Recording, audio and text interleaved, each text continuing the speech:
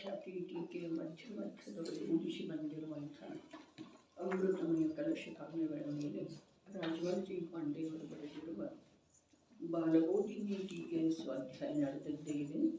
ಬಂಧ ಅಧಿಕಾರದ ಎರಡನೇ ಮಂಗಲ ಕಲಿಸಿದೆ. ನ ಕರ್ಮಬಹುಲಂ ಚಲನ ಚಲನಾತ್ಮಕಂ ಕರ್ಮ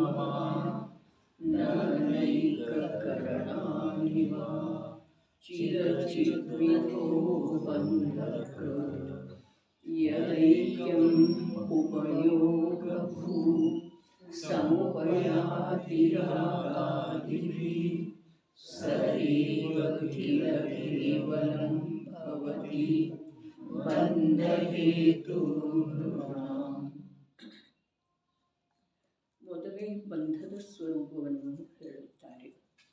ಯತ್ ಉಪಯೋಗಭೂ ರಾಗಾದಿಭಿ ಐಕ್ಯಂ ಸಮುಪಯಾತಿ ಸ ಏವ ಕೇವಲಂ ಕಿಲ ನೃಣಾಂ ಬಂಧಹೇತುಃ ಭವತಿ.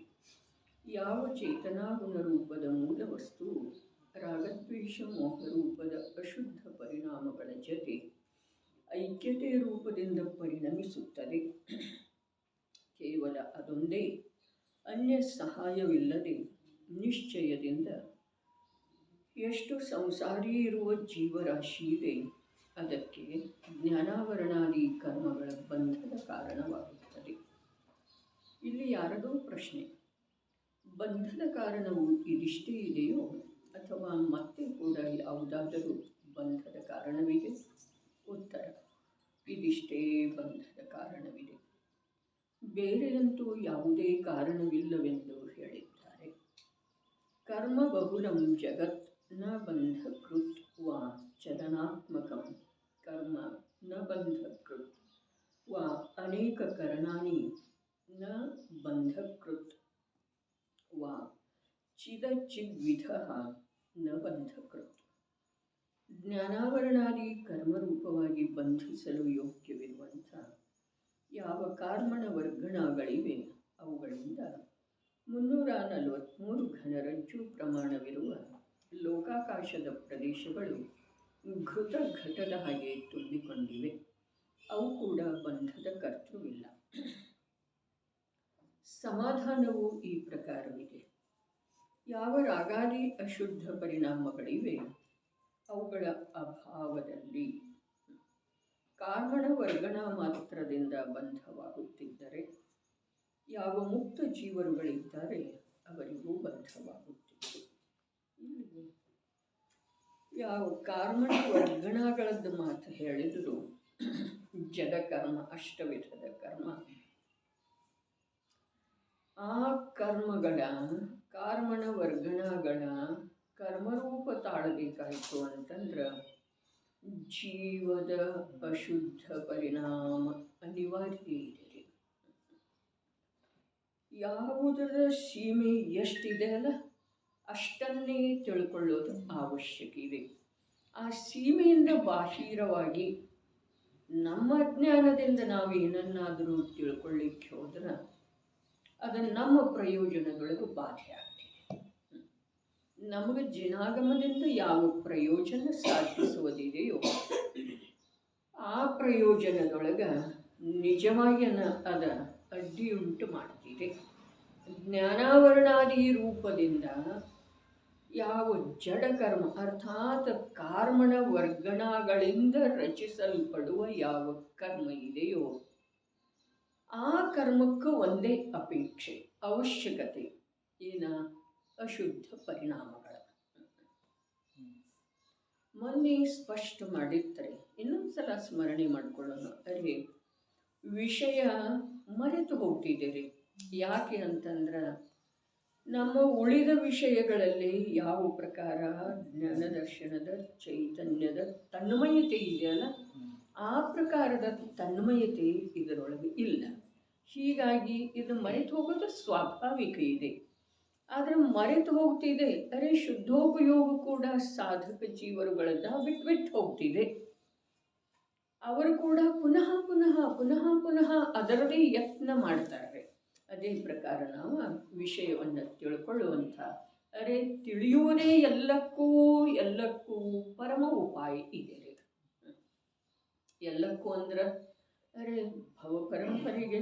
ಭವಪರಂಪರೆಗೆ ಕಾರಣೀಭೂತವಿರುವಂಥ ಕರ್ಮಕ್ಕೆ ಕಾರಣೀಭೂತವಿರುವಂಥ ವಿಕಾರಿ ಭಾವಕ್ಕೆ ಕಾರಣೀಭೂತವಿರುವಂಥ ವಸ್ತು ಸ್ವರೂಪದ ಅಜ್ಞಾನತೆಗೆ ಎಲ್ಲದಕ್ಕೂ ಒಂದೇ ಒಂದು ಮದ್ದು ಇದೆ, ಔಷಧಿ ಇದೆ. ಏನ? ವಸ್ತುವಿನ ಸ್ವರೂಪ.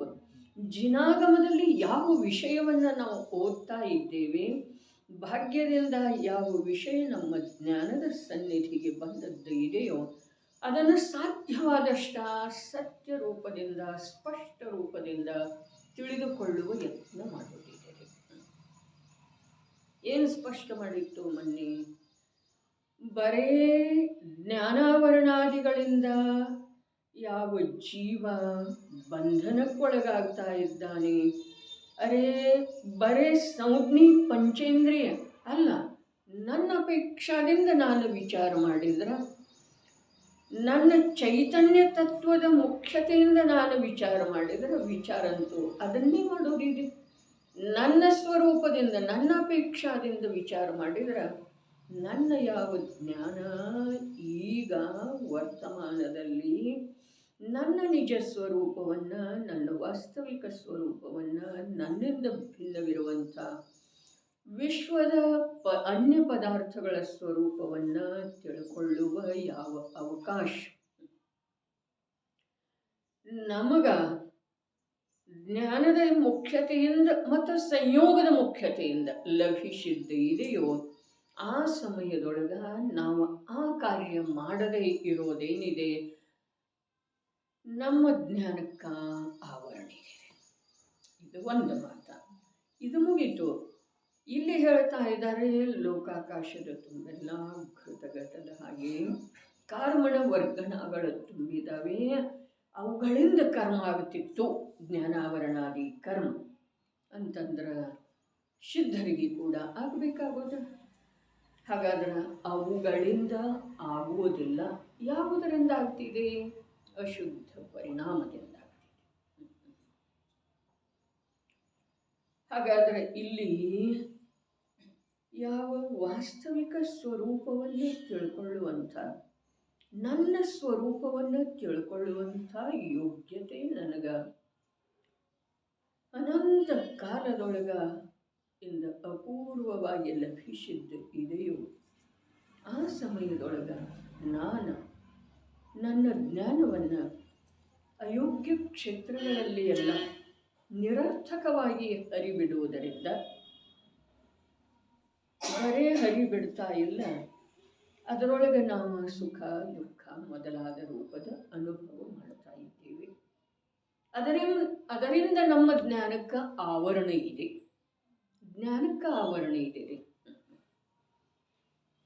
ಹಾಗಾದ್ರೆ ಆ ಜ್ಞಾನದ ಯಾವ ಅನ್ಯಥಾ ಉಪಯೋಗ ಇದೆಯಲ್ಲ, ಅದರಿಂದ ಯಾವ ವಿಕಾರಗಳ ಆಗ್ತಾ ಇದ್ದಾವೆ, ರಾಗದ್ವೇಷ ಮೊದಲಾದ ಪರಿಣಾಮಗಳಾಗ್ತಾ ಇದ್ದಾವೆ, ಆ ಪರಿಣಾಮಗಳಿಂದ ಆ ಕಾರ್ಮಣ ವರ್ಗಣಗಳ ಕರ್ಮರೂಪ ಧಾರಣ ಮಾಡ್ತಾ ಇದ್ದಾವೆ. ಎರಡೂ ಕಾರ್ಯ ಐತ್ರಿ ಇಲ್ಲಿ.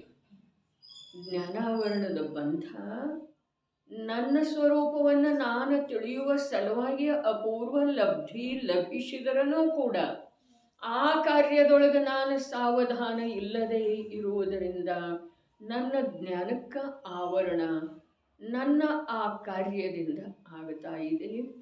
ಅದು ಆ ಕರ್ಮದಿಂದ, ಆ ಜ್ಞಾನಾವರಣದಿಂದ ಆ ಸಮಯದೊಳಗೆ ನನಗೆ ನನ್ನ ಸ್ವರೂಪದ ಆನಂದ ಶಾಂತಿ ಲಭಿಸ್ತಾ ಇಲ್ಲ. ಇದು ಆ ಕರ್ಮದ ಕಾರ್ಯ ಇದೆ. ಇನ್ನು ಎರಡನೆಯದಾಗಿ ಆ ಶಾಂತಿಯನ್ನು, ನನ್ನ ನಿರಾಕುಲ ಸುಖವನ್ನು, ಅತೀಂದ್ರಿಯ ಸುಖವನ್ನು ಅಲಕ್ಷ್ಯ ಮಾಡಿ ಯಾವ ರಾಗರೂಪ ದ್ವೇಷರೂಪ ಮೊದಲಾದ ಅಶುದ್ಧ ಭಾವರೂಪ ಆಗ್ತಾ ಇದ್ದೇನೆ, ಅದರಿಂದ ಏನಾಗ್ತಾ ಇದೆ?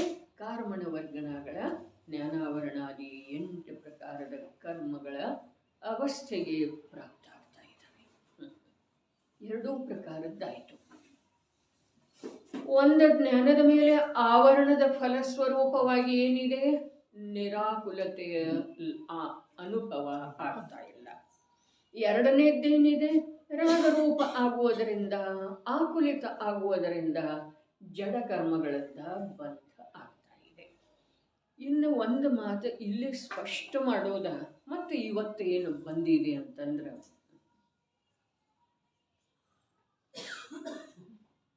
ಯಾವ ಅಶುದ್ಧ ಭಾವದಿಂದ ನನಗೆ ಜ್ಞಾನಾವರಣ ಮೊದಲಾದ 8 ಕರ್ಮಗಳ ಬಂಧ ಆಗ್ತಾ ಇದೆಯಲ್ಲ, ಆ ಬಂಧದ ಪರಂಪರೆ ಅನಂತ ಕಾಲದವರೆಗೆ ನಡೆಯುತ್ತದೆ. ಯಾಕೆ? ಈ ಇಂದ ಯಾವ ಯೋಗ್ಯತೆ ಮತ್ತು ಜಿನವಾಣಿಯ ಯೋಗ ಇದೆಯಲ್ಲ, ಅಲ್ಲಿ ನಾನು ನನ್ನ ಕಾರ್ಯ ಮಾಡಲಿಲ್ಲ. ಅಲ್ಲಿ ದುಃಖ ಏನಾಯಿತು, ನಿರಾಕುಲ ಶಾಂತಿಯಿಂದ ವಂಚಿತ ಏನಿರಬೇಕಾಯಿತು, ಅದು ಭಲೆ ಬೇಕಾದರೆ ಇದು ಒಂದೇ ಭಾವಕ್ಕೆ ಸೀಮಿತ ಇರಬಹುದ್ರಿ. ಇನ್ನೊಂದ್ಸಲ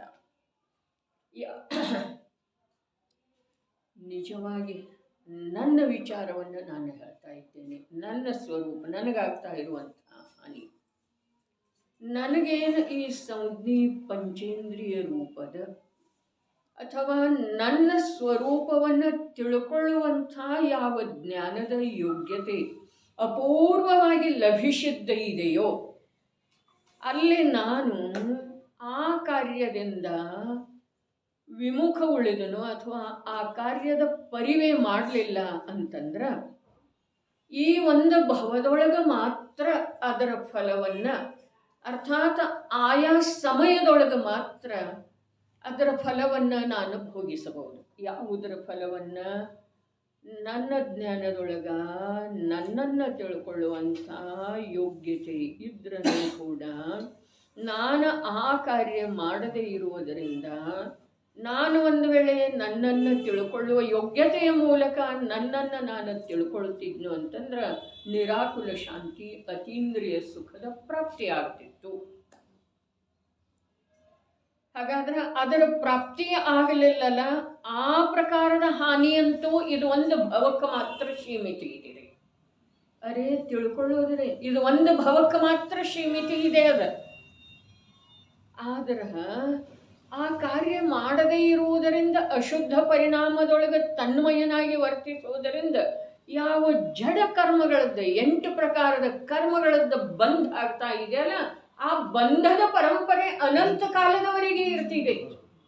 ಯಾಕೆ ಅಂತಂದ್ರೆ ಆ ಬಂಧದ ಪರಂಪರೆಯನ್ನು ತುಂಡರಿಸುವ ಯೋಗ್ಯತೆನ ಈ ಜೀವದ ಬಿಟ್ಟು ಹೋಗ್ತಿದೆಯಲ್ಲ.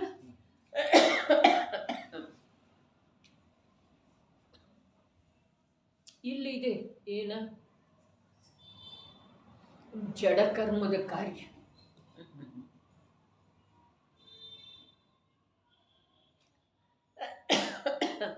ಕರ್ಮ ಪರಂಪರೆಯ ಮಹಿಮಾ,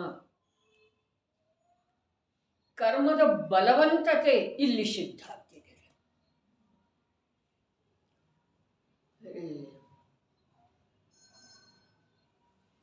ಕರ್ಮದ ಬಲವಂತತೆ ಈ ಸಂಜ್ಞೆ ಪಂಚೇಂದ್ರಿಯ ಇರುವಳೆದೊಳಗೆ ಇಂಥ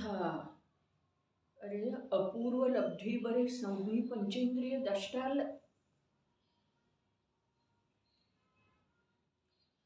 ಪಂಚ ಪರಮೇಷ್ಠಿಗಳದ್ದ ಸಂಯೋಗ,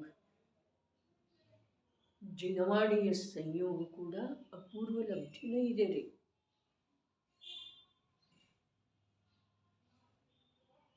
ಹಾಗಾದ್ರೆ ಹಿಂದೂ ಭಾಳ ದಿವಸದ ಮೊದಲು ಬಂದದ್ದಿತ್ತು ಯೋಗ ಮತ್ತು ಯೋಗ್ಯತೆ. ಈಗ ಅದೇ ಶಬ್ದ ಅವೇ ಅದವ್ರೆ. ಯೋಗ ಜಿನವಾಣಿದ್ದ, ಯೋಗ್ಯತೆ ಸಂಜ್ಞಿತನದ್ದ. ಇಲ್ಲಿ ಕಾರ್ಯ ಏನಾಗಬೇಕಾಗಿದೆ? ಜ್ಞಾನದ ಮೇಲೆ ನನ್ನನ್ನು ನಾನು ತಿಳಿಯದೇ ಇರುವ ರೂಪದ ಆವರಣೇನ ಬರಬೇಕಾಗಿದೆಲ್ಲ, ಅದು ಬರ್ತಕ್ಕದ್ದಲ್ಲ. ಅದು ಬರಲಿಲ್ಲ ಅಂತಂದ್ರೆ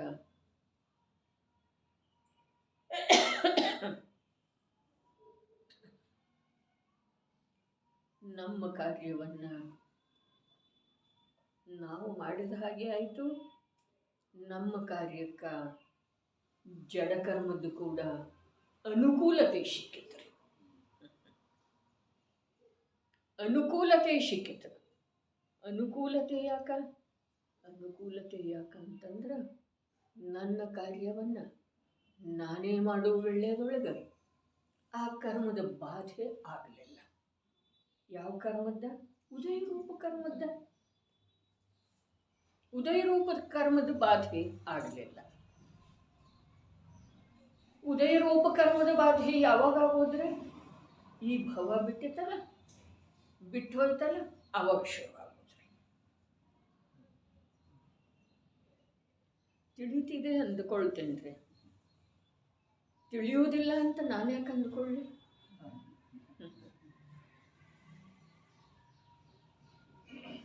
ತಿಳಿತಿದೆ ಅಂದುಕೊಳ್ತೇನೆ. ಎಲ್ರಿಗೂ ತಿಳಿದಿದ್ರೆ ತಿಳ್ಕೊಳ್ಳುವ ಪ್ರಯತ್ನ ಕಾಲಲಬ್ಧಿ ಬಂದ ಮೇಲೆ ಆಗ್ತಿದೆ ಅಂಥೇಳಿ ಆಗಮದ ಆಶ್ರಯ ತಗೊಳ್ತೇನೆ.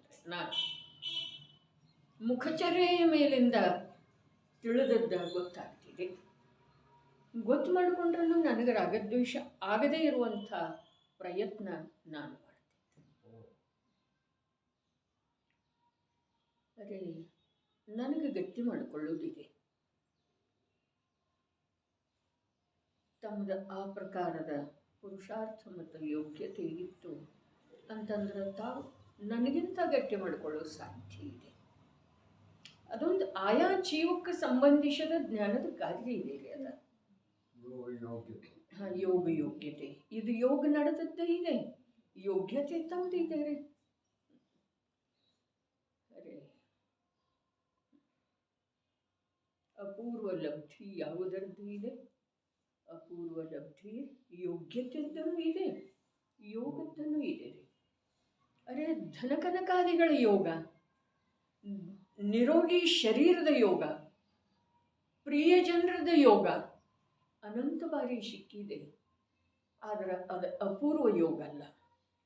ಒಂದು ವೇಳೆ ನನ್ನ ಜ್ಞಾನದ ಯೋಗ್ಯತೆ ಏನಿದೆ ಅಲ್ಲ, ಆ ಯೋಗ್ಯತೆಯಿಂದ ನನ್ನನ್ನು ನಾನು ತಿಳ್ಕೊಳ್ಳುವ ಕಾರ್ಯ, ಅರೆ ಒಂದಿಷ್ಟು ವಿಚಾರ ಮಾಡೋದ್ರೆ ಶಬ್ದ ಅವೇ ಇದ್ರೂ ಕೂಡ ವಿಚಾರದೊಳಗ ಯಥಾರ್ಥತೆ ಬರಬೇಕ್ರೆ. ಅನಂತ ಅನಂತ ಅನಂತರೇ ಎಷ್ಟು ಜೀವರುಗಳ ಸಿದ್ಧಾಲಯದಲ್ಲಿ ಇಂದ ಅನಂತ ಅವ್ಯಾಬಾಧ ಸುಖದ ಅನುಭವ ಮಾಡ್ತಾ ಇದ್ದಾರೆ. ಅವರೆಲ್ಲರೂ ಆ ಪದವನ್ನು ಪಡೆಯುವ ಸಮಯದೊಳಗ ನಾನು ವಿದ್ಯಮಾನನೇ ಇದ್ದೇನೆ. ಯಾವ ಅವಸ್ಥೆಯೊಳಗ ಅನ್ನೋದು ಮುಖ್ಯ ಅಲ್ಲ, ಒಂದಲ್ಲ ಒಂದು ಅವಸ್ಥೆಯೊಳಗೆ ಅರೆ ನನ್ನ ವಿದ್ಯಮಾನತೆ ಇತ್ತು. ಆದ್ರೆ ಅಷ್ಟು ಜೀವರುಗಳೆಲ್ಲ ಅರೆ ಏನು ಕುಂದರದ ಜ್ಞಾನದ ಪಾವಿತ್ರ್ಯತೆ, ಆ ಪವಿತ್ರತೆಯ ಅಳತೆ ಮಾಡೋದ ನಿಜವಾಗಿ ಕೇವಲ ಭಗವಂತರಿಂದನೇ ಸಾಧ್ಯ ಇದೆ. ಎಷ್ಟ ಅಂತ ಹೇಳಿ ಅಳತೆ ಪ್ರತ್ಯೇಕವಾಗಿ ಸಮುದಾಯ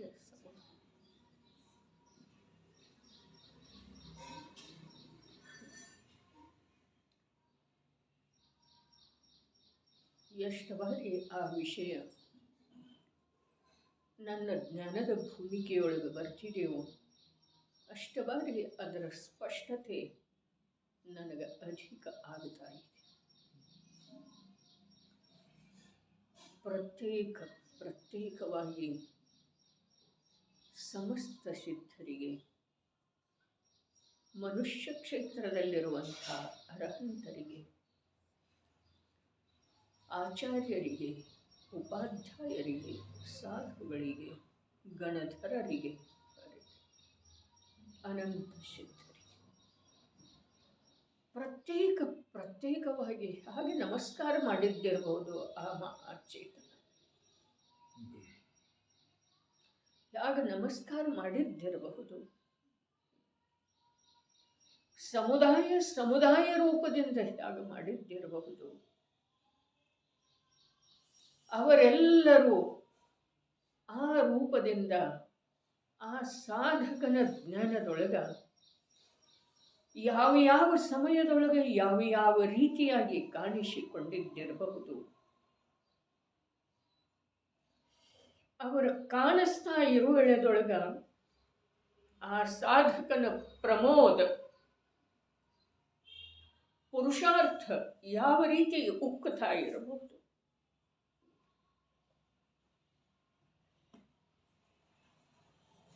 ಧನ್ಯ ಇದೆ ಆ ಜೀವನ. ಶರೀರದೊಳಗ ವಿಷಯದೊಳಗ ಕಷಾಯ ರೂಪದ ಪರಿಣಾಮದೊಳಗ ನಿರಂತರ ಸಾವಧಾನ ಇರುವಂಥ ನಮ್ಮಗಳ ಜೀವನ ಅತ್ಯಂತ ನಿಂದಾಯೋಗ್ಯ. ಅತ್ಯಂತ ನಿಂದಾಯೋಗ್ಯ.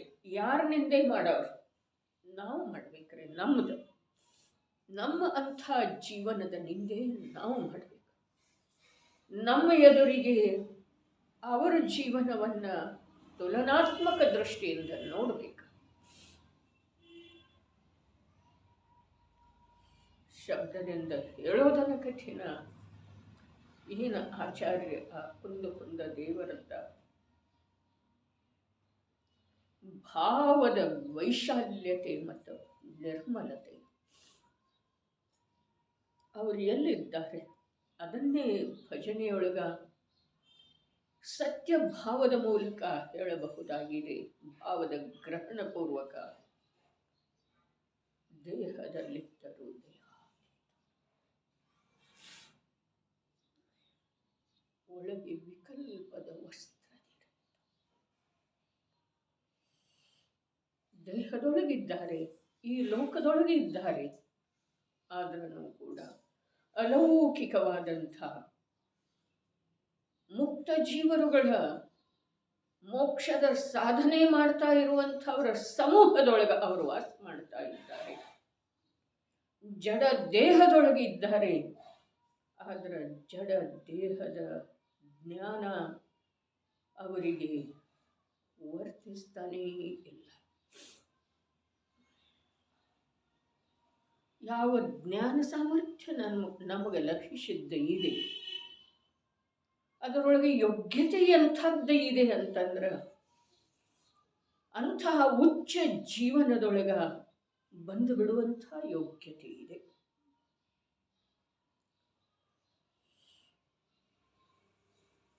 ಆ ಕಾರ್ಯ ನಾವು ಮಾಡಲಿಲ್ಲ ಅಂತಂದ್ರೆ ಅಲ್ಲಿ ಯಾವ ನಿರಾಕುಲ ಶಾಂತಿ, ಅತೀಂದ್ರಿಯ ಪರನಿರಪೇಕ್ಷ ಸುಖ, ಅದರದ ಸಂವೇದನದಿಂದ ಪರಮ ಲಾಭ ಆಗಬೇಕಾಗಿತ್ತು. ಆ ಲಾಭದಿಂದ ಈ ಭವಕ್ಕೆ ಮಾತ್ರ ನಾವು ಸೀಮಿತ, ವಂಚಿತಿರುವಿಕೆ. ಮುಂದ ಆ ಲಾಭದ ಅವಸರವೇ ಇಲ್ಲ. ಆ ಲಾಭದ ಅವಸರವೇ ಇಲ್ಲ ಸುಧಾ. ಆಮೇಲೆ ನಾವೆಲ್ಲ ಜಡ ಕರ್ಮದ ಯಾವ ಚಕ್ರ ಇದೆಲ್ಲ ಜಟಿಲವಾದಂಥದ್ದು, ಅದನ್ನು ತುಂಡರಿಸುವ ಸಲುವಾಗಿ, ಅದರಿಂದ ಹೊರಗೆ ಬರುವ ಸಲುವಾಗಿ ಅನಂತ ಕಾಲದೊಳಗ ನಮ್ಮ ಯೋಗ್ಯತೆಯೂ ಇರುವುದಿಲ್ಲ. ನೋಡಿ ಎಷ್ಟು ಸುಂದರ ಇದೆ, ಕಣ್ಣೇ ಇರುವುದಿಲ್ಲ. ಕೇಳಿ ಎಷ್ಟು ಮಧುರ ಇದೆ, ಕಿವಿನೇ ಇರುವುದಿಲ್ಲ. ನೋಡಿದ ನಿಂದ ಇದೆ, ಯೋಗ್ಯತೆ ಹೃದಯ ಮನಸ್ಸೇ ಇರುವುದಿಲ್ಲ, ಸಂಪೀತನವೇ ಇರುವುದಿಲ್ಲ. ನೀನು ಜೀವಿದ್ದಿ ತಿಳ್ಕೊಳ್ಳುವಂತಹ ಸಂಗೀತನವೇ ಇರುವುದಿಲ್ಲ, ಹೃದಯವೇ ಇರುವುದಿಲ್ಲ.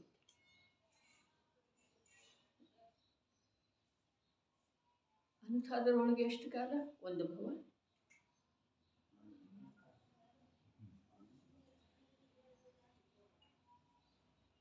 ಒಂದು ಭವ ಅಲ್ಲ,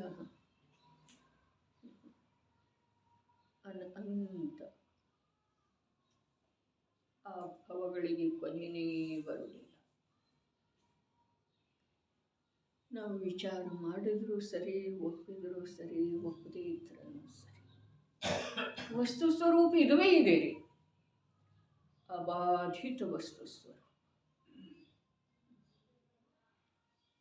ಇಲ್ಲಿ ಅಂಥೇಳಿನ ಮೊಟ್ಟ ಮೊದಲಿಗೆ ತಗೊಂಡ್ರು ಕಾರ್ಮಣ ವರ್ಗನಗಳಿಂದ ಲೋಕಾಕಾಶ ಎಲ್ಲ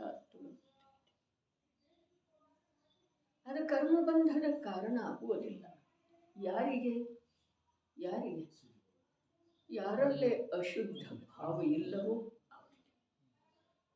ಹಾಗಾದ್ರೆ ಅಶುದ್ಧ ಭಾವಗಳ ಪರಂಪರೆ ಪ್ರವಾಹ ಅದನ್ನು ತುಂಡರಿಸಿ ಶುದ್ಧ ಸ್ವಭಾವವನ್ನು ತಿಳ್ಕೊಳ್ಳುವಂಥ ಯೋಗ್ಯತೆ ಇರುವೆಳೆದೊಳಗ ಆ ಕಾರ್ಯ ಮಾಡದಿದ್ರೆ ಅದು ಚಕ್ರ ನಡೆಯೋದಲ್ಲ ರೀ. ಅದು ಯಾವ ಚಕ್ರ? ಕರ್ಮದ ಉದಯದಿಂದ ಕರ್ಮದ ಬಂಧ, ಕರ್ಮದ ಉದಯದಿಂದ ಕರ್ಮದ ಬಂಧ, ಬಂಧವಾಗಿರುವಂಥ ಕರ್ಮ ಸ್ಥಿತಿ ಪೂರ್ಣ ಆದಮೇಲೆ ಉದಯಕ್ಕೆ ಬರೋದು, ಉದಯ ಬಂದ ಮೇಲೆ ಬಂಧ ಆಗೋದು. ಇದಕ್ಕೆ ಕೊನೆಯಲ್ಲಿದೆ ರೀ ಬೀಜ ವೃಕ್ಷದ ನ್ಯಾಯದ ಹಾಗೆ, ಬೀಜ ವೃಕ್ಷದ ನ್ಯಾಯದ ಹಾಗೆ. ಅರೇ ಈ ಭವ ಪರಂಪರೆಗಳಂಥ ಸರ್ವಾರ್ಥ ಸಿದ್ಧಿಯಲ್ಲಿ ಸ್ವರೂಪ ಹೇಳಿದರು. ಒಂದು ವಟದ ಬೀಜ ಇದೆ, ಒಂದೇ ಒಂದು ಬೀಜ ಇದೆ ಮಧುಕರನ. ಎಷ್ಟು ಚಿಕ್ಕದಿದೆ ಅದು ವಟದ ಬೀಜ. ಅದರೊಳಗೆ ದೊಡ್ಡದಾದಂಥ ವೃಕ್ಷ ಆಗುವ ಸಾಮರ್ಥ್ಯ ಇದೆ. ಮುಗಿತು ಇಲ್ಲ. ಅದರೊಳಗೆ ಎಷ್ಟು ಫಲ ಇದಾವ, ಅದರೊಳಗೆ ಎಷ್ಟು ಬೀಜ ಅದಾವ, ಇಲ್ಲಿ ಮುಗಿತು. ಮತ್ತು ಪ್ರತಿಯೊಂದು ಬೀಜದೊಳಗೆ ಒಂದೊಂದು ವೃಕ್ಷ, ಮತ್ತು ಪ್ರತಿಯೊಂದು ವೃಕ್ಷದೊಳಗೆ ಅಸಂಖ್ಯ ಫಲ, ಮತ್ತು ಪ್ರತಿಯೊಂದು ಫಲದೊಳಗೆ ಅಗಣಿತ ಬೀಜ, ಮತ್ತು ಪ್ರತಿಯೊಂದು ಬೀಜದೊಳಗೆ ಒಂದೊಂದು ವೃಕ್ಷ. ಇದು ಎಲ್ಲಿಯವರೆಗೆ ರೀ? ಎಲ್ಲಿಯವರೆಗೆ ವಾಸಣ್ಣ? ಇದು ಎಲ್ಲಿಯವರೆಗೆ?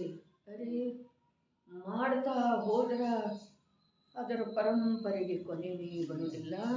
ಹಾಗೆ ಇಲ್ಲಿ ಜ್ಞಾನಾವರಣಾದಿ ಅರ್ಥಾತ್ ಜ್ಞಾನದ ಮೇಲೆ ಜ್ಞಾನ ಪ್ರಗಟ ಇರುವೆಳೆದೊಳಗೆ ಜ್ಞಾನಮಯ ಆತ್ಮನನ್ನು ತಿಳ್ಕೊಳ್ಳುವಂಥ, ತನ್ನ ಸ್ವರೂಪವನ್ನು ತಿಳ್ಕೊಳ್ಳುವಂಥ, ತನ್ನ ಸುಖನಿಧಿಯನ್ನು ತಾನು ಕಂಡುಕೊಂಡು ಆನಂದಿಸಿ ಆಹ್ಲಾದ ಪಡುವಂಥ ಅವಸರದೊಳಗ ನಾನು ಶರೀರದ ಕಾರ್ಯ ಮಾಡ್ತೇನೆ, ನಾನು ಪರಿವಾರದ ಕಾರ್ಯ ಮಾಡ್ತೇನೆ, ನಾನು ಧರ್ಮಕ್ಷೇತ್ರದೊಳಗೆ ಏನಾದರೂ ಮಾಡ್ತೇನೆ, ನಾನು ಸಾಮಾಜಿಕ ಕಾರ್ಯ ಮಾಡ್ತೇನೆ. ಇದೆಲ್ಲ ಏನಿದೆ ರೀ? ಅಲ್ಲೆಲ್ಲ ಏನಾಯಿತು? ಆ ನಿರಾಕುಲ ಶಾಂತಿಯ ಸಾಗರದಂತೂ ಉಪಲಬ್ಧಿ ಆಗಲಿಲ್ಲ, ಅನುಭವ ತಪ್ಪಿ ಹೋಯಿತು. ಮತ್ತೇನಾಯಿತು? ಅಲ್ಲಿ ಶುಭ ಅಶುಭ ಭಾವಗಳು. ಅರೆ ಶುಭ ಕಾರ್ಯ ಮಾಡುವ ವೇಳೆದೊಳಗೆ ಅಶುಭ ಭಾವನೆ, ಶುಭ ಕಾರ್ಯದ ಸಲುವಾಗಿ ಅಶುಭ ಭಾವನೆ.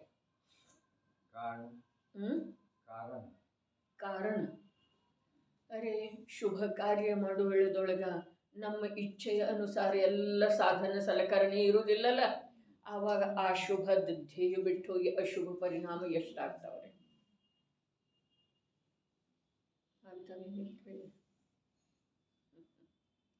ಎಷ್ಟು ಜನರನ್ನ ಹಿಡಿಬೇಕು, ಎಷ್ಟು ವಸ್ತುಗಳು ಬೇಕು, ಯಾವ ವಸ್ತುವಿನ ಉಪಯೋಗ ಯಾವ ರೀತಿ ಆಗಬೇಕು, ಯಾವ ವಸ್ತು ಯಾವ ರೀತಿ ನಿರರ್ಥಕ ಆಗ್ತಾ ಇದೆ, ಸೋರಿ ಹೋಗ್ತಾ ಇದೆ, ಚೆಲ್ಲಿ ಹೋಗ್ತಾ ಇದೆ, ಇವೆಲ್ಲ ಇದಾವೆ ನಿಲ್ರಿ. ಇವುಗಳ ಪರಂಪರೆ ಇದೆ ನೋಡ್ರಿ. ಅದೇ ವಟವೃಕ್ಷದ ಹಾಗೆ, ಅದೇ ವಟವೃಕ್ಷದ ಒಂದು ಚಿಕ್ಕ ಬೀಜದ ಹಾಗೆ. ನಾವು ಮಂದಿರಕ್ಕೆ ಹೋಗ್ತೇವೆ, ಅಲ್ಲಿ ಬಂದು ಘಾತಿ ಕರ್ಮ ಅಷ್ಟೇ ಇದೆ. ಮಂದಿರಕ್ಕೆ ಹೋಗೋದಂತೂ ಮಾತು ಇರಲಿ, ಅಘಾತಿ ಕರ್ಮದೊಳಗೆ ಯಾವ ಕೆಲವು ಪುಣ್ಯ ಪ್ರಕೃತಿ ಅದವು ಅವುಗಳನ್ನು ಹಿಡ್ಕೊಂಡು ಕೂಡಲೇ ಘಾತಿ ಕರ್ಮಗಳದ್ದು ಬಂದ.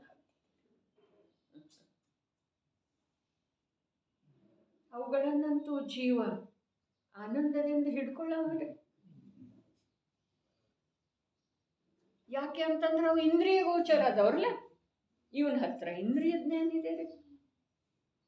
ಏನ ಅಘಾತಿ ಕರ್ಮದೊಳಗೆ ಯಾವ ಕೆಲವು ಪುಣ್ಯ ಪ್ರಕೃತಿ, ಎಲ್ಲ ಇಲ್ರಿ, ಕೆಲವು ಪುಣ್ಯ ಪ್ರಕೃತಿ ಇದಾವಲ್ಲ, ಅವುಗಳ ಕಡೆಗೆ ಬರೇ ನೀನು ನೋಡಿದ್ರ ಸಾಕು, ಅಲ್ಲೇನಾಗ್ತಿದೆ? ಘಾತಿ ಕರ್ಮದ ಬಂಧ ಆಗ್ತಿದೆ. ಘಾತಿ ಕರ್ಮಗಳಿಂದ ಅಘಾತಿ ಕರ್ಮದ ಭೇದ ರೂಪ ಪುಣ್ಯದ ಸಾಧನ ಸಲಕರಣೆಗಳಿಂದ ಬರೀ ನೋಡುವುದರಿಂದ ಭೋಗಿಸುವುದರಿಂದ ನಾನು ಅನ್ನುವುದರಿಂದ ಅಲ್ಲಿ ಆಗುವಂಥ ಅಭಿಮಾನದಿಂದ ಅಲ್ಲಿ ಆಗುವಂಥ ಲೋಭದಿಂದ ಎಷ್ಟೆಷ್ಟಾಗ್ತಾವ್ರಿ. ಅದರಿಂದೆಲ್ಲ ಏನಾಗ್ತಿದೆ? ಘಾತಿ ಕರ್ಮ, ಘಾತಿ ಕರ್ಮ, ಘಾತಿ ಕರ್ಮ. ಬಹಳ ವಿಚಿತ್ರ ವಿಷವೃಕ್ಷ ಇದೆ ರೀ ಇದ. ಅದರ ಸಲುವಾಗಿ ಪುಣ್ಯದ ಫಲಕ್ಕ ಜ್ಞಾನಿಗಳೇನು ಹೇಳಿದ್ರು? ಕಿಂಪಾಕ ಫಲ.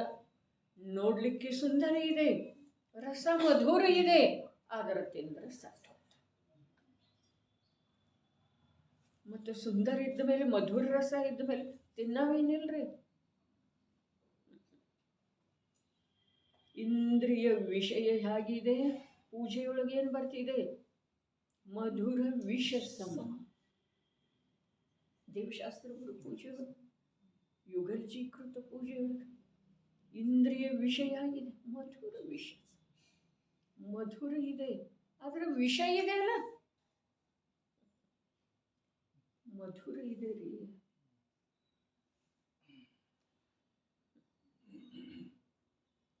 ನಾಲಿಗೆಗೆ ಅಷ್ಟ ಅಲ್ಲ, ಪ್ರತಿಯೊಂದು ಇಂದ್ರಿಯಕ್ಕ ಆಹ್ಲಾದ ಕೊಡುವಂಥದ್ದು ಇದೆ, ಮೈ ಮರೆಸುವಂಥದ್ದು ಇದೆ. ನೀವು ಮೈ ಮರೆತ ಅಂತಂದ್ರೆ ಎಲ್ಲಿ ಹೋದರೆ? ಪಾತಾಳಕ್ಕೆಲ್ಲ ಹೋದ. ಮತ್ತು ಮೈ ಮರೆಯುವುದಿಲ್ಲ, ಈಗ ಸಾಧ್ಯನೇ ಇಲ್ಲರಲ್ಲ, ಸಾಧ್ಯ. ಅಜ್ಞಾನಿ ಜೀವ ಇಂದ್ರಿಯ ವಿಷಯದೊಳಗ, ಅನುಕೂಲತೆಯೊಳಗ, ಎಲ್ಲದರೊಳಗ ಎಷ್ಟು ಪಾಪ ಮಾಡ್ತಾನಲ್ಲ ಅಷ್ಟು ಪಾಪದ ಉದಯದೊಳಗ ಪಾಪ ಮಾಡೋದು ಸಾಧ್ಯ ಆಗಲಿಕ್ಕಿಲ್ಲ. ಇಲ್ಲಿ ಜಡಕರ್ಮದ ಬಂಧ ಯಾವುದರಿಂದ ಆಗ್ತಿದೆ? ಅಶುದ್ಧ ಪರಿಣಾಮದಿಂದ. ಮತ್ತು ಜ್ಞಾನಾವರಣಾದಿ ನಿಜವಾಗಿ ಯಾವುದ? ತನ್ನನ್ನು ತಾನ ತಿಳ್ಕೊಳ್ಳುವ, ತನ್ನನ್ನು ತಾನ ಅನುಭವಿಸುವ ನಿರಾಕುಲ ಶಾಂತಿ ಅರೆ ವಿಶ್ವದಿಂದ ಅತ್ಯಂತ ನಿರಪೇಕ್ಷ, ಅತ್ಯಂತ ಅಲಿಪ್ತ ಇದ್ದುಕೊಂಡ ನಿರಾಕುಲ ಸುಖದ ಸಾಗರದೊಳಗೆ ಕೇಳಿ ಆಡುವಂಥ ಪ್ರಸಂಗ ಅವಕಾಶ ಇರುವೆಳೆದೊಳಗೂ ಕೂಡ ರಾಗರೂಪ ಆದ ಅಥವಾ ಅದರ ಅನುಭವ ಮಾಡಲಿಲ್ಲ, ಅದು ನಿಜವಾಗಿ ಪ್ರಾಪ್ತ ಜ್ಞಾನದ ಮೇಲೆ ಆವರಣ ಇದೆ ರೀ. ಇದು ಎರಡೂ ತಮಗೆ ಸ್ಪಷ್ಟ ತಿಳ್ಕೊಳ್ಳೋದು ಅವಶ್ಯಕ ಇದೆ. ನಾನು ತಿಳಿಸಿಕೊಡೋದು ಸಾಧ್ಯ ಇಲ್ಲ, ನಾನು ತಿಳಿಸಿಕೊಡ್ತಾನೇ ಇಲ್ಲ.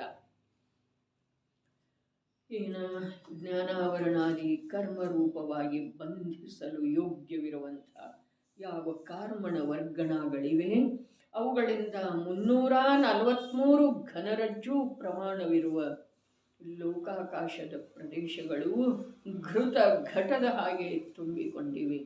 ಅವು ಕೂಡ ಬಂಧದ ಕರ್ತೃವಿಲ್ಲ. ಸಮಾಧಾನವು ಈ ಪ್ರಕಾರವಿದೆ. ಯಾವ ರಾಗಾದಿ ಅಶುದ್ಧ ಪರಿಣಾಮಗಳಿವೆ ಅವುಗಳ ಅಭಾವದಲ್ಲಿ ಕಾರ್ಮಣ ವರ್ಗಣ ಮಾತ್ರದಿಂದ ಬಂಧವಾಗುತ್ತಿದ್ದರೆ ಯಾವ ಮುಕ್ತ ಜೀವರುಗಳಿದ್ದಾರೆ ಅವರಿಗೂ ಬಂಧವಾಗುತ್ತಿತ್ತು. ಭಾವಾರ್ಥವು ಹೀಗಿದೆ. ರಾಗಾದಿ ಅಶುದ್ಧ ಪರಿಣಾಮಗಳಿದ್ದರೆ ಜ್ಞಾನಾವರಣಾದಿ ಕರ್ಮಗಳ ಬಂಧವಾಗುತ್ತದೆ ಎಂದ ಮೇಲೆ ಕಾರ್ಮಣ ವರ್ಗಣಗಳ ಆಧಾರವೇನೂ ಇಲ್ಲ. ಒಂದು ವೇಳೆ ರಾಗಾದಿ ಅಶುದ್ಧ ಭಾವಗಳು ಇಲ್ಲದಿದ್ದರೆ, ಪರಿಣಾಮ ಇದ್ದರ, ರಾಗಾದಿ ಪರಿಣಾಮ ಇದ್ದರ ಜ್ಞಾನಾವರಣಾದಿ ಕರ್ಮಗಳದ್ದು ಬಂಧ ಆಗ್ತಿದೆ. ಜ್ಞಾನಾವರಣಾದಿ ಕರ್ಮಗಳದ ಬಂಧ ರಾಗಾದಿ ಅಶುದ್ಧ ಪರಿಣಾಮ ಇದ್ದರ ಆಗ್ತಿದೆ. ಮತ್ತು ಅವು ಇಲ್ಲದಿದ್ದರೆ, ಒಂದು ವೇಳೆ ರಾಗಾದಿ ಅಶುದ್ಧ ಭಾವಗಳು ಇಲ್ಲದಿದ್ದರೆ ಕರ್ಮಗಳ ಬಂಧವಿಲ್ಲ. ರಾಗಾದಿ ಅಶುದ್ಧ ಪರಿಣಾಮಗಳಲ್ಲೇ ಏಕತೆ ಇರುವುದರಿಂದ ವರ್ತಮಾನ ಜ್ಞಾನದ ಹಾನಿಯಾಗ್ತಿದೆ. ರಾಗಾದಿ ಅಶುದ್ಧ ಪರಿಣಾಮಗಳ ಮಾತ್ರ ಇರುವುದರಿಂದ ಜ್ಞಾನಾವರಣಾದಿ ಜಡಕರ್ಮದ ಬಂಧ ಆಗ್ತಿದೆ. ಈ ಭೇದ ಸರ್ವತ್ರ ತಿಳ್ಕೊಳ್ಳೋದ್ರೆ ಈ ಕಲಶ ಮುಗಿಯೋ ತನಕ ತಿಳಿಯಲಿಲ್ಲ. ರಾಗಾದಿ ಅಶುದ್ಧ ಪರಿಣಾಮಗಳ ಜೊತೆಗೆ ಏಕತೆ ಇದ್ದರ ಜ್ಞಾನದ ಘಾತ ಆಗ್ತಿದೆ. ರಾಗಾದಿ ಅಶುದ್ಧ ಪರಿಣಾಮಗಳಿದ್ರ ಜ್ಞಾನಾವರಣಾದಿ ಕರ್ಮಗಳದ್ದು ಬಂಧ ಆಗ್ತಿದೆ. ಏಕತೆಯ ಜೊತೆಗೆ ಬಂಧದ ಸಂಬಂಧ ಇಲ್ಲ, ಏಕತೆಯ ಜೊತೆಗೆ ದುಃಖದ ಸಂಬಂಧ ಇದೆ. ವರ್ತಮಾನ ಜ್ಞಾನದ ಹಾನಿ, ಜೀವನದ ನಿರರ್ಥಕತೆ, ಆಗಬೇಕಾದಂಥ ಲಾಭದಿಂದ ಪೂರ ವಂಚಿತ ಉಳಿಯೋದು ಏಕತೆಯಿಂದ. ನೀ ಏಕತೆ ಮಾಡಬೇಕಾದ್ರೆ ಬಿಡು. ರಾಗಾದಿ ಪರಿಣಾಮ ಉತ್ಪನ್ನ ಅದು ಅಂತಂದ್ರೆ ಅಲ್ಲಿ ಜಡ ಕರ್ಮದ ಬಂಧ ಆಗೋದು. ಅರೆ ಎಷ್ಟು ಸ್ಪಷ್ಟ ಮತ್ತು ಎಷ್ಟು ಭಿನ್ನ ಇದೆ ರೀ ಎರಡೂ. ರಾಗಾದಿ ಪರಿಣಾಮದೊಳಗೆ ಏಕತೆ ಇತ್ತು ಅಂತಂದ್ರೆ ಇವನಿಗೆ ಸ್ವಂತಕ್ಕೆ ತಾನೇ ಮಾಡಿಕೊಳ್ಳುವಂಥ ಆತ್ಮಘಾತ ರೂಪದ ಹಾನಿ ಇದೆ.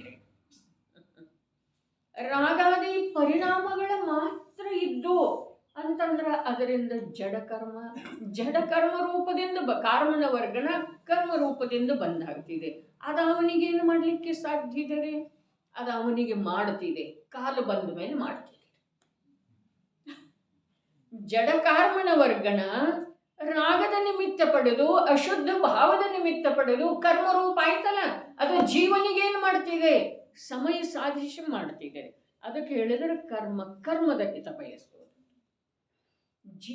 ಜೀವದ ಹಿತ ಬಯಸಲಿಲ್ಲ ಇಲ್ಲಿ ಅಂತಂದ್ರೆ ಕರ್ಮದ ಹಿತ ಮಾಡ್ಕೊಂತ ಹೋಗೋದು, ಬೆಳ್ಕೊಂತ ಹೋಗೋದು. ಅದು ಒಂದು ಬೀಜಕ್ಕೆ 1000 ಬೀಜ, 1000 ಬೀಜಕ್ಕೆ 1,00,000 ಬೀಜ, 1,00,000ಕ್ಕೆ ಕೋಟಿ. ಅರೆ ಅದು ಆಗತಾನ ಹೋಗೋದು.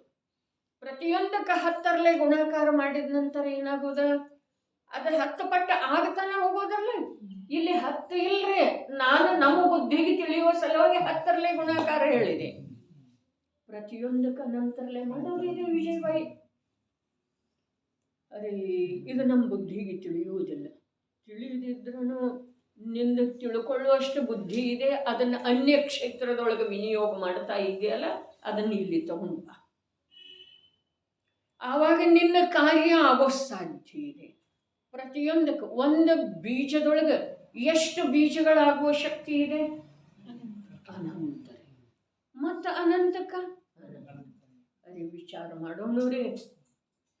ಇದು ಬರೇ ಕಥನ ಮಾತ್ರ ಅಲ್ಲ, ಇಂಥ ಸಾಮರ್ಥ್ಯ ಈ ಜೀವದ ಸ್ವಭಾವ ವಿಸ್ಮರಣೆಯ ಫಲ ರೀ. ಸಾಮರ್ಥ್ಯ ಇದೆ, ಸ್ವಭಾವ ವಿಸ್ಮರಣೆಯೊಳಗೆ ಅಷ್ಟ ಸಾಮರ್ಥ್ಯ ಇದೆ. ಸ್ವಭಾವವನ್ನು ಆಧರಿಸುವುದರೊಳಗ ಇಲ್ಲಿ ಅನಂತ ಅಂಥದ್ದೇ ಅದರ ವಿಪರೀತ ಸಾಮರ್ಥ್ಯ ಇದೆ. ಅರೆ ಒಂದು ಸಮಯದೊಳಗೆ ಅನಂತ ಸುಖ ನಿಧಿಯಾದಂಥ ಅನಂತ ಗುಣಗಳ ರತ್ನಾಕರನಾದಂಥ ಗುಣರತ್ನಗಳ ರತ್ನಾಕರನಾದಂಥ ಯಾವ ಯಾವ ಯಾವ ಯಾವ ಮೂಲೆಯೊಳಗೂ ಕೂಡ ದುಃಖ ದಾರಿದ್ರ್ಯ ದುಃಖದ ಕಾರಣ ವಿದ್ಯಮಾನವೇ ಇರದಂಥ ಸುಖ ನಿಧಿಯ ಪರಿಚಯ ಒಂದು ಸಮಯದೊಳಗೆ. ಆ ಸಮಯದ ಆಧಾರದಿಂದ ಇವ ಅನಂತ ಅವ್ಯಾಬಾಧ ಸುಖದವರೆಗೆ ತಲುಪುತ್ತಾನ್ರಿ. ಮತ್ತು ಇಲ್ಲಿ ಆ ಸ್ವಭಾವದ ವಿಸ್ಮರಣೆಯ ಫಲಸ್ವರೂಪವಾಗಿ ಅನಂತದಿಂದ ಅನಂತ, ಅನಂತದಿಂದ ಅನಂತ, ಅನಂತದಿಂದ ಅನಂತ ದುಃಖ ಸಾಗರದೊಳಗೆ ಇಳಿತಾ ಹೋಗ್ತಾನೆ, ಭವ ಪರಂಪರೆಯೊಳಗೆ ಮುಳುಗುತ್ತಾ ಹೋಗ್ತಾನೆ. ದುಃಖ ಎಷ್ಟು ಇದೆ ಅನ್ನುವುದರ ಅಳತೆ ಅಲ್ಲಿ ಏಕೇಂದ್ರಿಯದೊಳಗ ಏನು ಉಪಮಾತೀತ ಅಂತ ಹೇಳಿ ಹೇಳಿದರು. ಉಪಮಾತೀತದ ಅರ್ಥ ಏನ? ಕರ್ಮದಿಂದ ಕರ್ಮ, ಕರ್ಮದಿಂದ ಕರ್ಮ, ಕರ್ಮದಿಂದ ಕರ್ಮ. ಇವನ ಸತ್ತಾನ ಅಳಿಸಿ ಹೋಗಬಹುದಾಗಿದೆ ಅಷ್ಟು ಕರ್ಮ. ಅದು ಕರ್ಮದ ಬಲವಂತತೆಯಿಂದ ಅನ್ನುವಂಥ ಶಬ್ದ ಆಗಮದೊಳಗೆ ಬರ್ತದೆ. ಯಾವಾಗ ಆಗ್ತಿದೆ ಅದ? ಈ ಭವ ಮುಗಿತಾ ಇದ್ದ ಹಾಗೆ ಆಗ್ತಿದೆ. ಇನ್ನೂ ಸ್ವಲ್ಪ ಸ್ಪಷ್ಟ ಹೇಳಿದ್ರೆ ಈ ಸಂಯೋಗ ಬಿಡ್ತಾ ಇದ್ದ ಹಾಗೆ ಆಗ್ತದೆ. ಈ ಸಂಯೋಗ ಬಿಡ್ತಾ ಇದ್ದ ಹಾಗೆ ಎರಡೂ ಬೇಕಲ್ಲ. ಏನ? ನಿಮಿತ್ತ ಮತ್ತು ಉಪಾದಾನ. ಕಾರ್ಯ 2 ಕಾರಣದಿಂದ ಆಗ್ತಿದೆ. ಕಾರ್ಯ 2 ಕಾರಣದಿಂದ ಆಗ್ತಿದೆ ಅನ್ನೋದು ಸತ್ಯನ. ಕಾರ್ಯ ಉಪಾದಾನದಿಂದನ ಆಗ್ತಿದೆ ಅನ್ನೋದು ಸತ್ಯ. ಎರಡೂ ಸಹಿತ. ಕಾರ್ಯ 2 ಕಾರಣದಿಂದ ಆಗ್ತಿದೆ ಅನ್ನೋದು ಜಿನಾಗಮದ ವ್ಯಾಖ್ಯೆ ಇದೆ. ಕಾರ್ಯ ಉಪಾದಾನದಿಂದನ ಆಗ್ತಿದೆ ಅನ್ನೋದು ಅಧ್ಯಾತ್ಮದ ವ್ಯಾಖ್ಯೆ ಇದೆ. ಆಗ್ತಿದೆ. ಅದು ಆಗಮ, ಇದು ಅಧ್ಯಾತ್ಮ. ಎರಡು ಕಾರಣ. ಅರೆ ನಿಮಿತ್ತ ಇಲ್ಲದ, ಜಿನವಾಣಿ ಇಲ್ಲದ್ದನ, ವೀತರಾಗ ದೇವ ಇಲ್ಲದ್ದನ, ವೀತರಾಗತೆಯ ಆರಾಧಕ ಗುರುವಿನ ಸಾನ್ನಿಧ್ಯ ಇಲ್ಲದೆ ಹೋದ್ರ ಜೀವನಿಗೆ ನಿಜ ತತ್ವದ ವಿಶ್ವಾಸ, ಉಪಲಬ್ಧಿ, ಪ್ರತ್ಯಕ್ಷ ಪ್ರಾಪ್ತಿ ಆಗೋದು ಅಸಾಧ್ಯ, ಆಗೋದು ಸಾಧ್ಯನೇ ಇಲ್ಲ. ಇನ್ನ ಅದೆಲ್ಲ ಇದ್ದ ನಂತರ ಅದರಿಂದನ ಆಗುವುದಿಲ್ಲ, ಇವು ಮಾಡಿಕೊಂಡ್ರೆ ಆಗ್ತದೆ ಅಂಥೇಳಿ ಕಾರ್ಯ ಎರಡು ಕಾರಣದಿಂದ ಆಗ್ತದೆ. ಇವು ಮಾಡ್ಕೊಳ್ಳಿಕ್ಕೆ ತಯಾರದನ, ಆದ ಯೋಗ್ಯತೆ ಇದೆ, ಆದರೆ ನಿಮಿತ್ತನ ಸಿಕ್ಕಲಿಲ್ಲ, ಆಗೋ ಸಾಧ್ಯ ಇಲ್ರಿ. ಅರೆ ಈ ನಿಮಿತ್ತ ಉಪಾದಾನದ ಸಂಧಿ ಇದೆಯಲ್ಲ ಬಹಳ ಆನಂದಮಯ ಇದೆ, ಕ್ಲಿಷ್ಟ ಇಲ್ಲ, ಆನಂದಮಯ ಇದೆ ರೀ. ಇವನಲ್ಲಿ ಶಕ್ತಿ ಇದೆ, ಅರ್ಥಾತ್ ಸಂಜ್ಞಿ ಆಗಿದ್ದಾನೆ. ವೀತರಾಗ ದೇವಶಾಸ್ತ್ರ ಗುರುಗಳಿಂದ ಯೋಗ ಸಿಗಲಿಲ್ಲ, ಆಗೋದಿಲ್ರಿ, ಆಗೋದನೇ ಇಲ್ಲ. ಇವ ಅಸಂಜ್ಞಿ ಇದ್ದಾನೆ. ವೀತರಾಗ ದೇವಶಾಸ್ತ್ರ ಗುರುಗಳದ್ದ ಸಂಯೋಗ ಸಿಕ್ಕಿತು ಅಸಂಜ್ಞಿಗೆ. ಕಾನನದೊಳಗೆ ಅಸಂಜ್ಞಿ ಪಶು ಇದಾವೆ, ಪಂಚಸ್ಥಾವರ ಇದಾವೆ. ಅರ್ಹಂತರ ಸಮೂಹ ಸರಣಿ ಎಲ್ಲಿದೆ ಅಲ್ಲಿ ಪಂಚಸ್ಥಾವರ ಇದಾವೆ, ಸೂಕ್ಷ್ಮತರ ಸಜೀವ ಇದಾವೆ. ಅರ್ಹಂತರ ಶರೀರವನ್ನು ಸ್ಪರ್ಶ ಮಾಡಿ ಮಾಡಿ ಹಾರಾಡ್ತಾ ಇದಾವೆ. ಹಾಗಾದ್ರೆ ಅವುಗಳಿಗೇನಾಯ್ತ್ರಿ ಆ ನಿಮಿತ್ತದಿಂದ? ದೇವಶಾಸ್ತ್ರ ಗುರು ಸಾಕ್ಷಾತ್ ಅರ್ಹಂತ ಪ್ರಭುವಿನಿಂದ ಆಗಲಿಲ್ಲ. ಸಿದ್ಧಾಲಯದೊಳಗಿದಾವೆ ಅಶರೀರಿ ಸಿದ್ಧರ ಜೊತೆಗೆ ಅಸಂಖ್ಯ ಸಮೂರ್ಛನ ಜೀವಗಳು ಉತ್ಪನ್ನ ಆಗ್ತಾ ಇದ್ದಾವೆ, ನಾಶ ಆಗ್ತಾ ಇದ್ದಾವೆ, ದುಃಖದೊಳಗಿದಾವೆ, ಜನ್ಮ ಮರಣದ ಚಕ್ರದೊಳಗೆ ಸಿಲುಕಿಕೊಂಡಿದ್ದಾವೆ. ಸಿದ್ಧರ ಅಶರೀರಿ ಆತ್ಮ ಪ್ರದೇಶ, ಅರೂಪಿ ಆತ್ಮ ಪ್ರದೇಶವನ್ನ ಸ್ಪರ್ಶ ಮಾಡ್ರನು ಅವಕ್ಕೇನಾಗಲಿಲ್ಲ. ಸಂಜ್ಞಿ ಇದ್ದಾನೆ, ಎಲ್ಲೋ ಅನಾರ್ಯ ದೇಶದೊಳಗ ಮಾಂಸಾಹಾರ ಮಾಡ್ತಾ ಇದ್ದಾನೆ, ಅತ್ಯಂತ ನಿರ್ದಯ ಪ್ರವೃತ್ತಿ ಮಾಡ್ತಾ ಇದ್ದಾನೆ, ಭೋಗದೊಳಗೆ ಮುಳಿಗೆ ಹೋಗಿದ್ದಾನೆ, ಯೋಗ್ಯ ಭೋಗ ಭೋಗಿಸ್ತಾ ಇದ್ದಾನೆ, ಅಯೋಗ್ಯ ಅಲ್ಲ ಯೋಗ್ಯ. ಆದರೆ ವೀತರಾಗ ದೇವಶಾಸ್ತ್ರಗಳ ಗುರುಗಳದ್ದ ಸಂಯೋಗನೂ ಸಿಗಲಿಲ್ಲ, ಆಗಲಿಲ್ಲ ಅವನ ಕಲ್ಯಾಣ. ಹಾಗಾದ್ರೆ ಕಾರ್ಯ ಎರಡು ಕಾರಣದಿಂದ ಆಗ್ತಿದೆ, ಒಂದೇ ಕಾರಣದಿಂದ ಕಾರ್ಯ ಆಗೋದನೇ ಇಲ್ಲ. ಆದ್ರೆ ಎರಡೂ ಕಾರಣಗಳ ವಿದ್ಯಮಾನತೆಯೊಳಗೆ ಎಲ್ಲಿ ಕಾರ್ಯ ಆಗ್ತಿದೆಯೋ ಅದೇ ಕಾರಣದಿಂದ ಆಗ್ತಿದೆ. ಅದು ಒಂದೇ, ಅರ್ಥಾತ್ ಉಪಾದಾನದಿಂದನ ಯಾವುದ ಕಾರ್ಯರೂಪ ಪರಿಣಮಿಸಿತೋ ಅದುವೇ ನಿಜವಾದ ಕಾರಣ ಇದೆ. ಆದ್ರೆ ಅದು ಯಾವುದ ಕಾರ್ಯರೂಪದಿಂದ ಸ್ವಯಂ ಪರಿಣಮಿಸಿತೋ ಆ ವೇಳೆದೊಳಗೆ ಯಾವುದು ಅದಕ್ಕೆ ಅನುಕೂಲ ರೂಪದಿಂದ ವಿದ್ಯಮಾನ ಇತ್ತೋ ಅದು ಇಲ್ಲದೇ ಹೋದರ ಇದು ಪರಿಣಮಿಸೋದು ಸಾಧ್ಯ. ಇಂಥ ಸಂಧಿ ಇದೆ ರೀ ಇದ. ಹಾಗಾದ್ರೆ ಈ ಸಂಧಿ ಬಿಟ್ಟು ಹೋಯ್ತು ಅಂತಂದ್ರೆ ನಾನು ಸಂಜ್ಞೆ ಆದರನು, ಭವಿಷ್ಯದೊಳಗೆ ಆದರನು ಎಷ್ಟೋ ಬಾರಿ ಆದ್ರೂ ಈ ಸಂಯೋಗ ಸಿಕ್ಕುದಿಲ್ಲ ನೋಡ್ರಿ. ಆಮೇಲೆ ಇದು ನಡೆದಿರ್ತಿದೆ, ಲೋಕದೊಳಗೆ ಇದೆಲ್ಲ ನಡೆದಿರ್ತಿದೆ, ಗುರುಗಳ ಸಂಚಾರ ಇರ್ತಿದೆ, ಅರಹಂತ ಪ್ರಭು ವಿದ್ಯಮಾನ ಇರ್ತಾರೆ, ಗ್ರಂಥಗಳ ಆಗ್ತಾ ಇರ್ತಾವೆ, ತಾಳವಳೆಗಳ ಮೇಲೆ ಗಾಥೆಗಳನ್ನು ಬರೆಯಲಾಗುತ್ತಿದೆ, ಎಲ್ಲ ನಡೆದಿರ್ತಿದೆ. ಆದರೆ ಅಸಂಜ್ಞಿ, ಏಕೇಂದ್ರಿಯದಿಂದ ಅಸಂಜ್ಞಿಯವರೆಗೆ ಇವು ಎಲ್ಲಿದ್ರೂ ಏನೂ ಉಪಯೋಗ ಇಲ್ಲ, ಅತ್ಯಂತ ಅದರ ಹತ್ತಿರ ಇದ್ರೂ ಏನೂ ಉಪಯೋಗ ಇಲ್ಲ. ಅದಕ್ಕೆ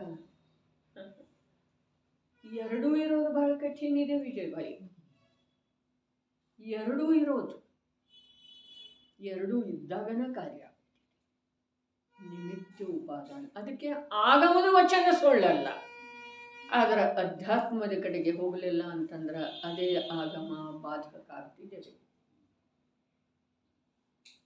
ಅಲ್ಲಿ ಹೇಳಿತ್ತಲ್ಲ ಕಾರಂಜಾದೊಳಗ ಬಹಳ ಇದೆ ಅದರದ್ದು ವಿಷಯ. ಆಗಮ ಅಧ್ಯಾತ್ಮದ ನಿಷೇಧ ಮಾಡ್ತೀರಿ, ಯಾರಿಗೆ? ಅದರಲ್ಲೇ ಯಾರು ಸಂತುಷ್ಟದರಲ್ಲ. ಅರೆ ಎಷ್ಟೊಂದು ಸೂಕ್ಷ್ಮವಾದಂಥ ಅರ್ಥವನ್ನ ಆ ಶಬ್ದದ ಗರ್ಭದಿಂದ ಹೊರಗೆ ಎಳಿತಾರೆ.